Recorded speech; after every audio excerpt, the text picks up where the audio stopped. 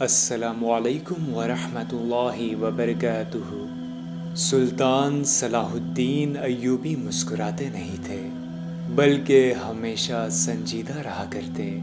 ان سے پوچھا گیا، آپ ہنستے مسکراتے کیوں نہیں؟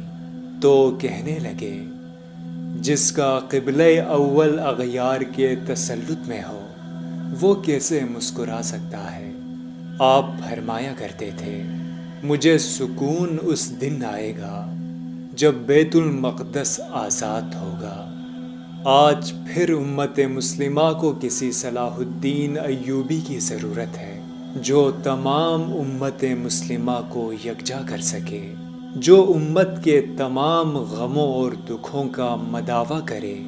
کشمیر سے لے کر موصل و تگرت تک، برما سے لے کر غزہ تک، اور حلب سے یمن کی وادیوں تک امت مسلمہ کا بہتا خون کسی سلطان صلاح الدین ایوبی کا منتظر ہے۔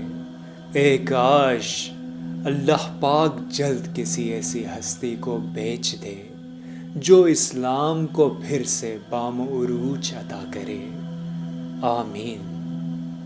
دوستوں، ہم امید کرتے ہیں کہ ہماری آج کی ویڈیو آپ کو پسند آئی ہوگی۔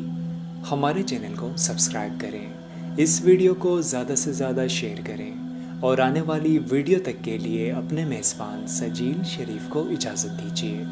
اللہ نگہبان۔